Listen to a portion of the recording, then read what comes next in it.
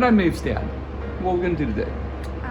We're gonna cut up a burl a little bit. If you don't know what a burl is, it's a piece of wood. It's a tree that has a growth on it.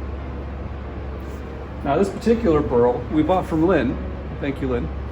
So my dad and I are having a discussion about which way to cut this. The lobes are like a cauliflower. We're going to cut them off. And now I'm going to get geared up to start cutting.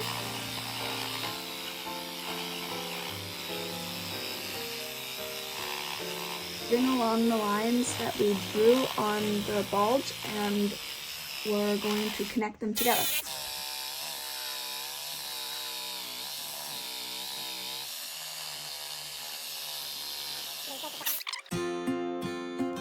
Now I'm approaching the end, and finally we get to see what it looks like on the inside.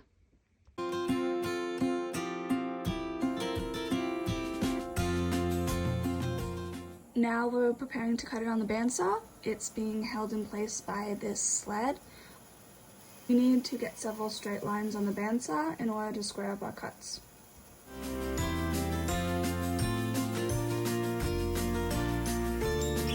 Bandsaw is generally pretty safe, but if you don't have a flat surface and it's round and kind of shifting as you're trying to move it, it can become a bit of a dangerous missile.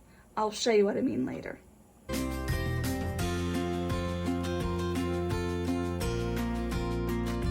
that it becomes a missile, I'm just gonna show you how it moves a little bit. We have the flat surfaces. My dad's trying to cut this without losing a lot of material.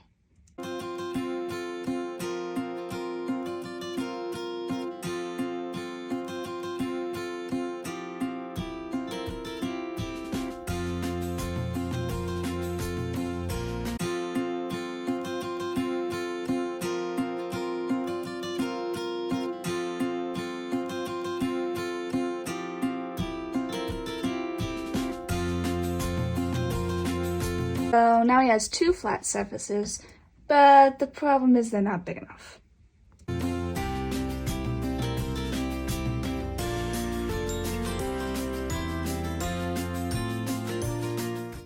Observe the movement.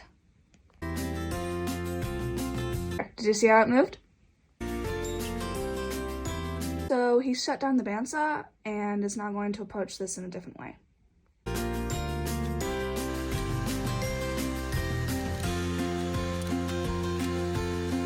Back to the sled.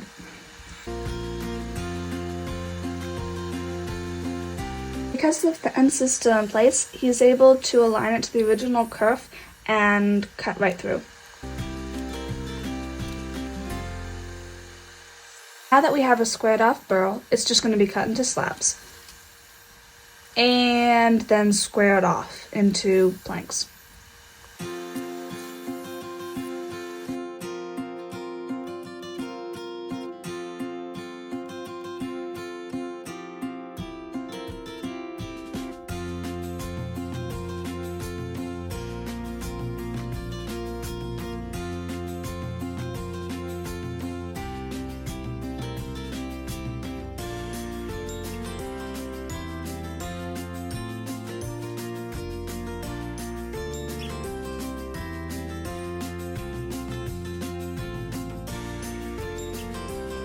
So here's the blanks. There's 20 of them.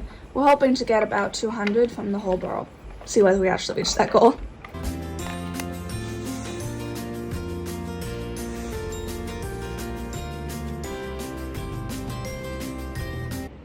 So here's just a close-up of them.